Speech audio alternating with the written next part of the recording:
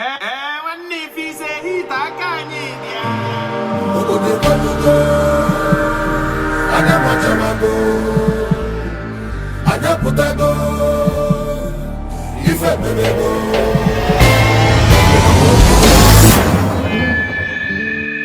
Will your eyes still smile from your cheek? I'm getting married to the love. Darling, the man after my heart, my addiction, the man I fell in love with at the first sight.